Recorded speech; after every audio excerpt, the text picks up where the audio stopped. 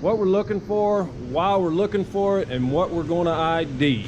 All right, right here in the middle of the ADT articulated dump truck, okay, this is 735 cat, okay, is articulation area. Okay, you'll see that on your DEI. Walking up in the articulation area, all right, first thing we want to look at is just some evidence of leak, especially if we've been sitting overnight. That's going to be the best time. Okay, unit's clean, we're going to see any visible leaks. I just went off. Is that okay? Good. All right, here we have several hoses. Okay, we have all kind of hoses in the line hitch area. All right, hydraulic hoses, brake hoses, dump bed hoses. They're all going to be intertwined. Okay, cylinder hoses. Mostly over here, you're going to have your interaxle cooler hoses, dump bed hoses, brake hoses. This is a wet brake system. All hydraulic system runs off of an accumulator. All right. Also inside the hitch area here, you can just look up underneath the cab area. And this is why it's good to have a flashlight, even if it's a nice bright day. You can light up inside, up underneath that cab, and you're going to see all kinds of fun hoses to get to. All right, we're just going to be looking real quick up in there for every evidence of leaks. Look up, there's your shock absorber. Right now, I can tell that that shock absorber is going down.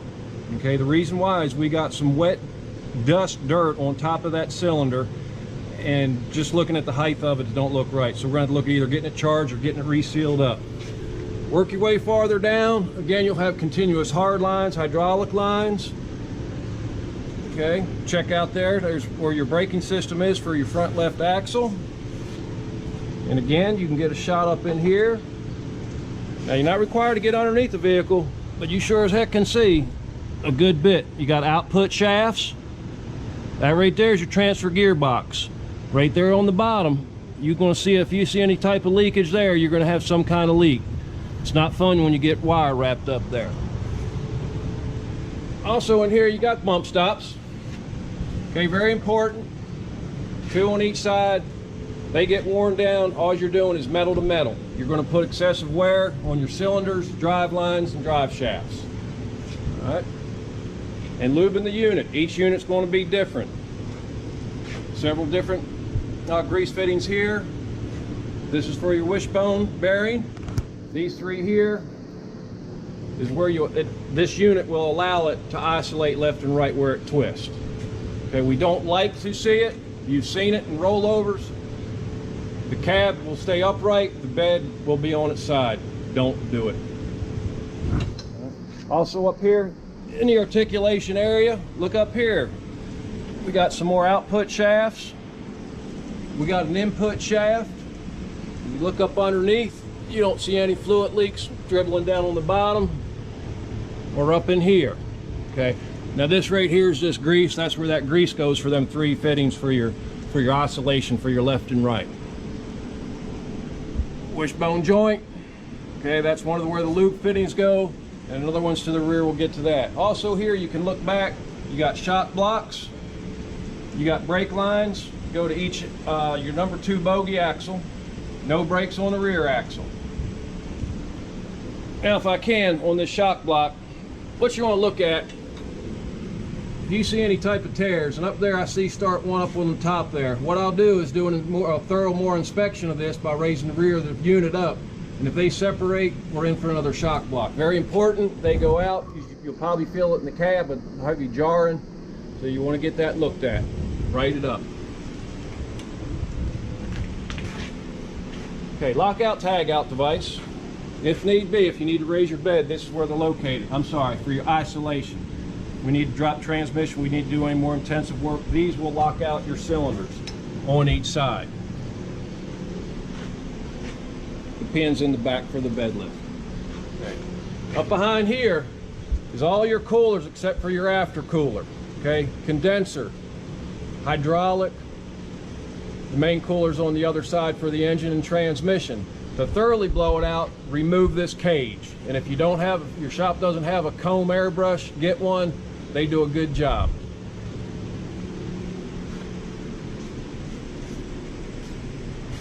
All right, the rear of the machine, let's take a look at these tires right here. Okay, not so bad. we're going to have some scars on the outside, but right here, we're going to pay attention to this. Once they get torn down into those radial cores, the steel cores, they start to rot. And once they start to rot, it's a total blowout. The tire is a total failure. It's junk. It cannot be repaired. Inside your wheel hub, we got several lug nuts in the back. If you can't see them, again, it's a good idea to get a flashlight, get her up in there, and you'll be able to see all those lug nuts. And again, on the flange, make sure there's no leaks. On the lift bed, okay, I guess you just call that the chain for the lift gate. Okay, you just want to make sure it's attached. Also, when you get to the rear of it, sometimes these need to be repaired. Make sure just a good visual slack, because one could be favoring the other, and you're going to wear out the bearings. Okay. At this point, in between the bogie number 2 axle and 3, you can get up underneath the vehicle. Again, output shaft. Let's look for some leaks there. Input shaft. You don't see nothing dropping down on the rear pumpkin, on the rear differential. And again, here's your wishbone, and there's the pressed bearing seal for the other grease fitting. And again, you can get a good visual just looking in between here. All right. Again, tires, okay, not so bad. We're going to keep an eye on the slits. Again, lug nuts in the back, checking for leaks. All right, again, on tires, make sure you're just not airing these tires up to where they look good and standing up tall. Most of the time, it's anywhere in the range of 60 to 65 psi, too much air pressure. All right, you're going to wear the tire out. Too little, you'll have more of a roll. Please look at the proper air pressure.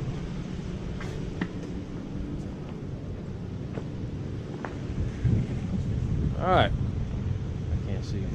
Rear of the vehicle. All right, from facing the rear of the vehicle, it's very evident. This is where we got all of our lights and things. And again, when we're done, if nobody's around, get up, turn your lights on, get out and check them, or have someone assist you.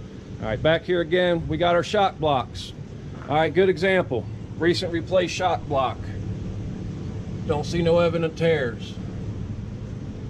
Left shock block. Doesn't look so bad, but then again, you'd have to get in and really take a good look. All right, inside here, you're going to look at the wheel hubs. Most of your leakage. You can see this seal right here, no guard. Okay, that's where most likely you're going to get your leaks. Keep them clear for your wire. From here also, you can just kind of get a good look right there at the differential. That's your stabilizer bar. Just look to your left of that and to the right where the mounting's at. If you see any rubber coming up, we might have wear going down. Again, you'll notice a jar in the cab. You'll feel like it's either a shock, but it could be a stabilizer. And again, back here we have a stabilizer. All right, not too much of a concern there.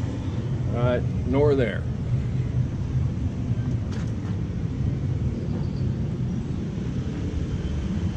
All right, again, right side of the machine, tires. There better not be nothing wrong with that. We just put it on last week.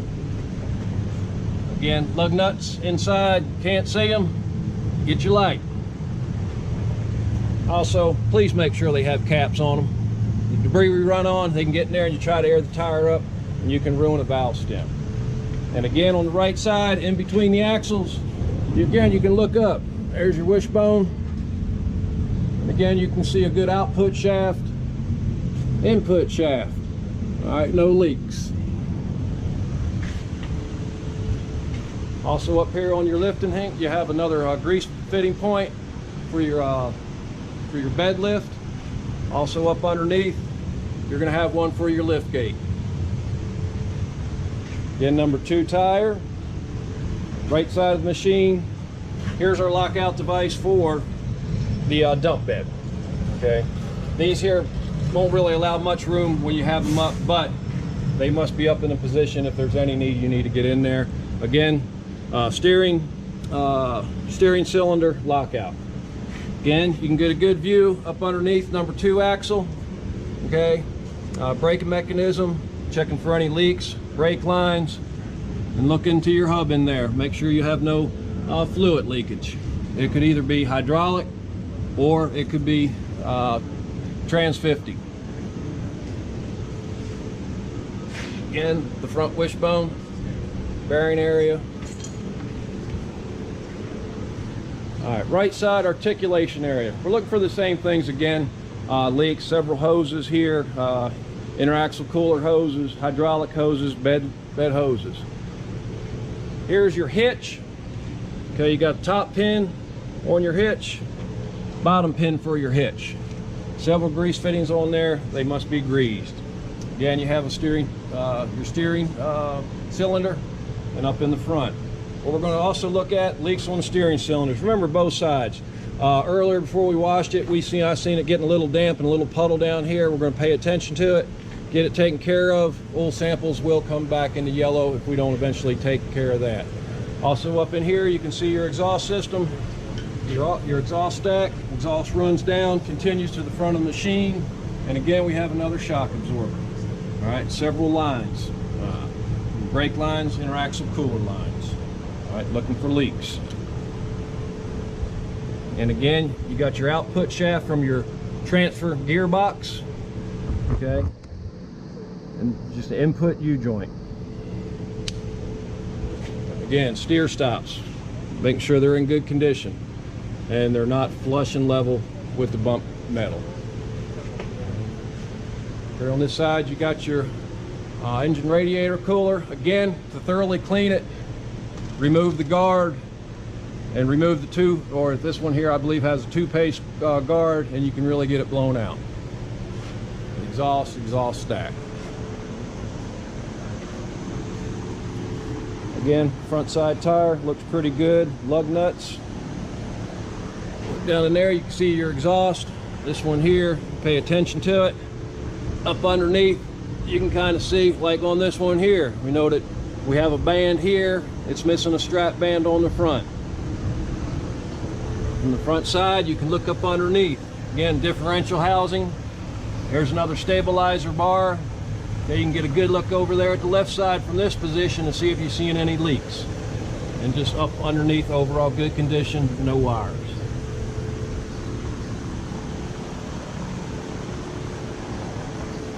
All right.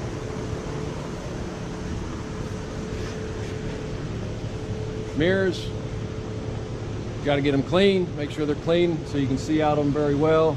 Left side of the cab, no glass cracks. Front windshield looks good.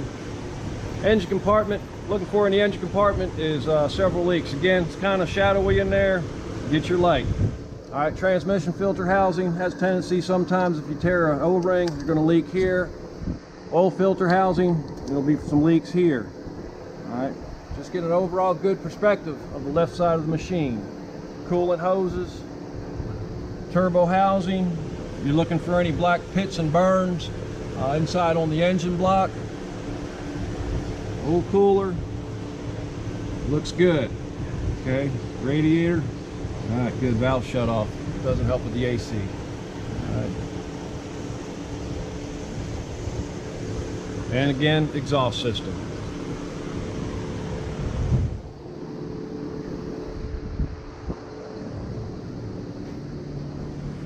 All right, front of the unit right now, we got our hood up, so once we lower that, but everything looks good. Just check your grill guard, make sure your grill guard's intact, in place. Make sure the wiring back here is intact. Okay, you wouldn't believe what a little garbage bag will do on a cooler to cause overheating. All right, left side of the machine, same thing. Have any evidence of leaks or fluid leaks?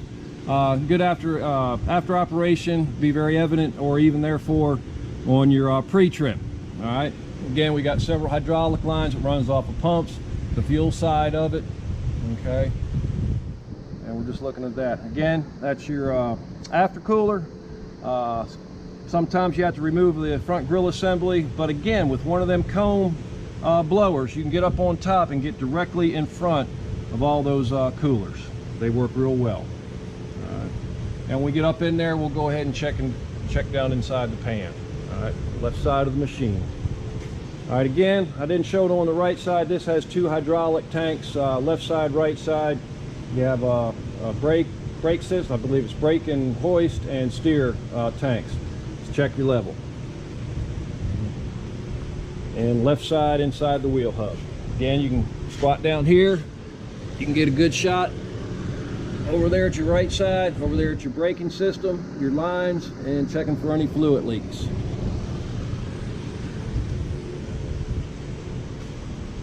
And front left.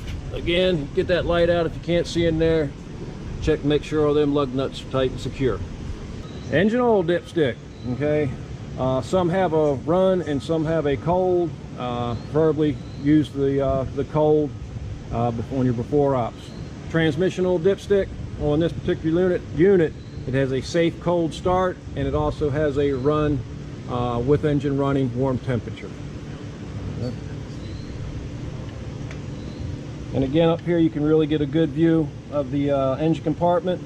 All right, initial all your wiring, filters, checking for any evidence of leaks. Okay, down there around your starter. Okay, might want to reach down in there, just make sure everything is tight, so you don't have no arcing. And you can go ahead and just make sure you don't have any built-up debris, which really seldom, should have very little on an off-road truck. Okay, and everything looks good. No evidence of puddles of oil or any kind of leaks.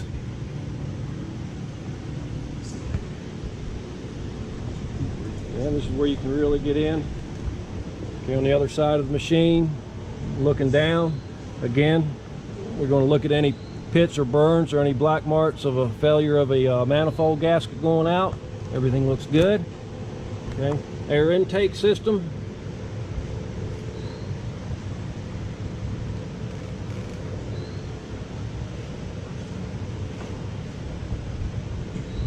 And right there I did just notice a clamp missing. We're going to take care of that before we send it out of the shop. And it's a clamp for the aftercooler. And it is broken. And we got a few of those.